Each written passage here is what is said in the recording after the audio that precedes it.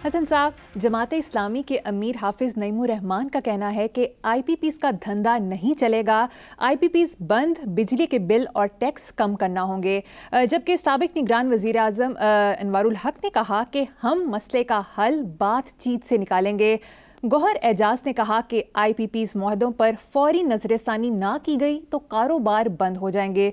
Governor Punjab सरदार सलीम ने बताया कि IPPs में 42 कंपनियां हुकूमती शख्सियात की हैं। इन कंपनियों का ऑडिट ज़रूरी है। इससे पहले ताजे बिरादरी हुकूमत को IPPs का फॉरेंसिक ऑडिट कराने के लिए अखराजात बर्दाश्त करने की पेशकश कर चुकी है।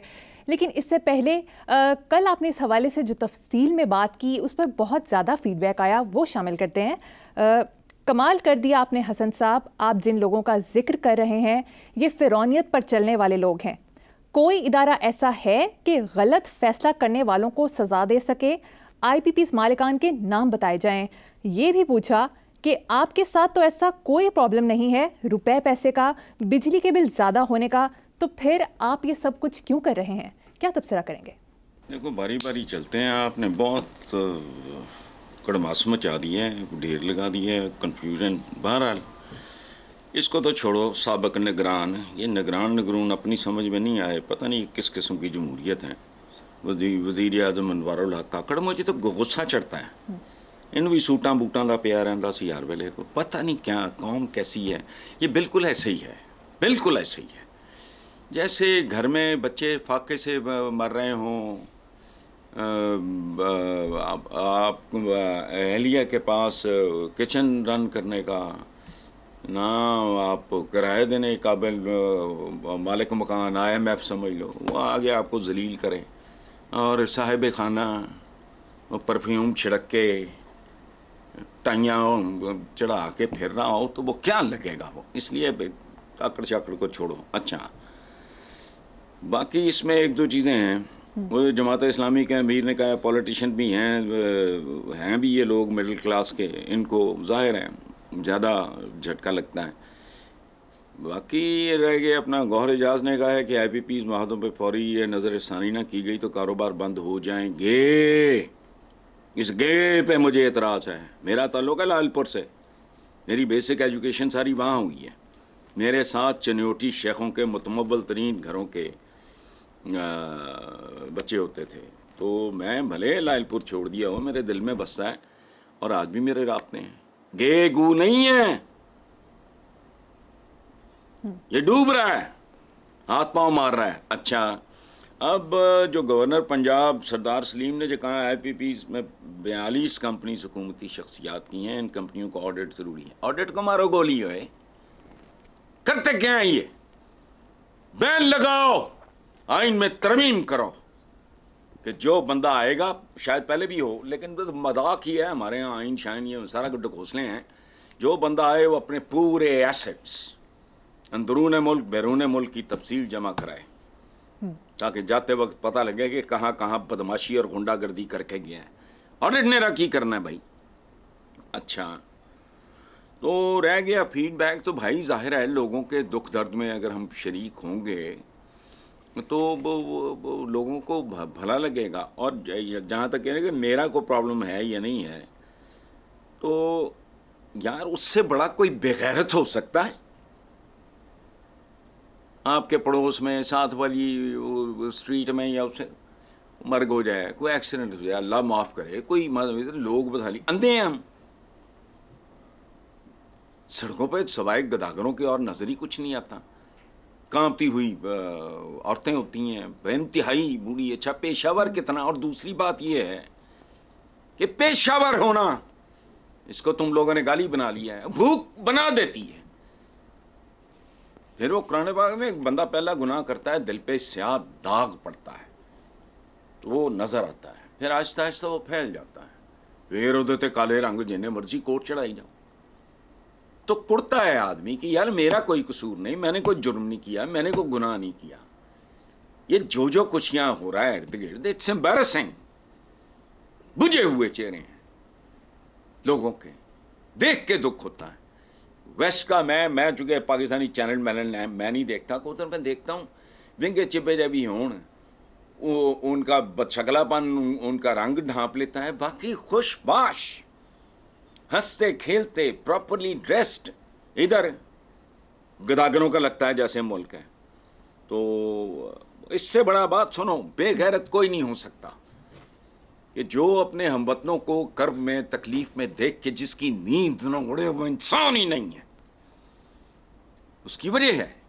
लेकिन फिर मैं क्या कोट करता रहता हूँ कि जो है मुसलमान एक जिस्म की मानंद है, तो मैं तो गैर मुस्लिमों का भी दुख दर्द हो। इवन इन इंडिया जब मैं देखता हूँ कि लाश ले जाने के लिए वसाइल नहीं थे, तो एक बेटा मोटरसाइकिल चला रहा है, पीछे मरी हुई माँ की लाश है और वो पीछे बैठा है, मुझे तो उस पर भी दुख होता है।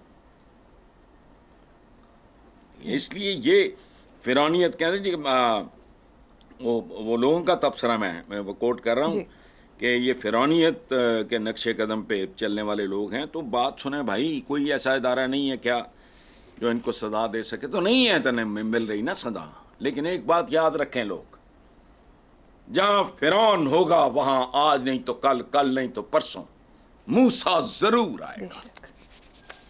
और यह भी हो सकता है कि वो फिरौन की गोद में ही परवरिश पा रहा हो। कौन था मुस्तफा कमाल, मुझे बताओ जरा। चलो ठीक है, बहुत खूब हसन साहब, आगे चलें। आगे चलते हैं हसन साहब। बांग्लादेश में सरकारी मुलाजमतों में कोटा सिस्टम के खिलाफ तलबा का एहतजाज रंग ले आया।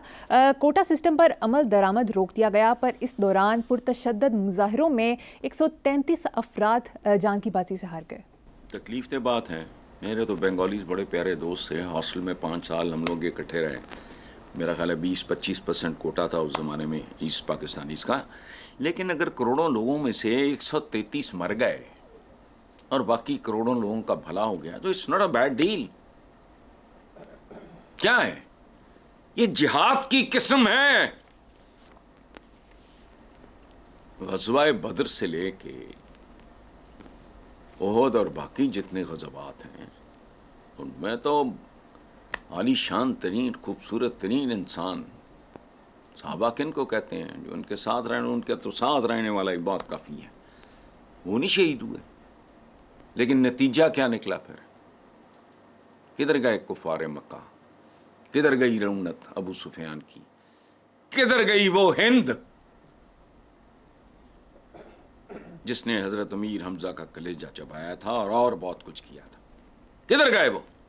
तो अगर 133 बंदे जान से गुजर के अपने हमवतनों के लिए को रास्ता कर जाते। और दूसरी बात ये है, ये जो कोटा सिस्टम ये शोधपन है, ये प्लीज करने की सियासी गंदगी, ये चलाकी है। मेरिट होता है अल्लाह की अदालत में, अगर इनको अल्लाह पे ईमान हो तो हाँ कोटा चलेगा, हाँ तो मेरिट चलेगा। हत्ता के मुसलमान होना भी क्वालिफिकेशन नहीं होगी, मेरे करतूत देखे जाएंगे। ये थोड़ी है कि ये नमाजा पढ़ता रहा तो फलाना कर दे रहा अंदरों कटिया सी। ये अपने साथियों पे, हम मजमों पे, दीगर इंसानों के साथ इसका सलूक अच्छा नहीं था। मेरिट होता है जिंदगी में। कोटे मोटे अगर बंगालियों ने किया, मैं उनको सलाम पेश करता हूँ। वो 133 लोग जान की बाजी हार के अपने हम वतनों को जीत से हमकिनार कर गए। तकलीफ दे बात है, लेकिन ठीक है। बहन तो शोहदा के घरों में भी उठते हैं, कोई गुनाह थोड़ी है। बेशक एक माँ का जवान बेटा शहीद होता है, या बूढ़े माँ बाप का सहारा शहीद होता है, या उनके मासूम बच्चे होते हैं, अगर वो रोते हैं, वो गिरिया करते हैं, वो नाहा करते हैं, तो चलो ऐसा ही है, ठीक है। नेक्स्ट खबर पे चलते हैं हसन साहब। महंगाई के खात्मे के हुकूमती दावों के बावजूद अखबारी रिपोर्ट के मुताबिक महंगाई में मुसलसल इजाफा हो रहा है।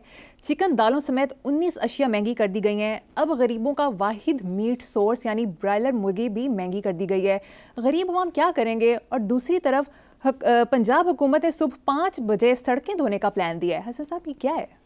अरे बात सुनो यार, ओ बात सुनो, ये सब आराइशी ज़ेबाशी किस्म के लोग हैं। पहले मुंह धो लो। सड़कें धोनी है, क्या धोना है? पहले बच्चों के मुंह धो, फिर उनको स्कूल भेजो, उनके कपड़े धो, उनको स्कूल भेज, ये आराइशी जबाइशी, महंगाई में मुसलसल ये जो कमी हो रही है फलाना फ्रॉड है, पता है ग्राउंड रियलिटीज। और एक बात याद रखना है, ये बूथे उठा के हम बात तो बड़ी कर देते हैं तरक्की याफ्ता दुनिया के बारे में, हम सोचते ही नहीं। कितना मकरूर लगता है मुझे वो आदमी, हर वो आदमी जो कहता है मगरिब बेरहरवी का शिकार है। और चबलो, ब्रायलर मुर्गी उन्होंने दी तुम्हें। ये मैं तो इजादात की बात करता हूं, उनको मारो गोली।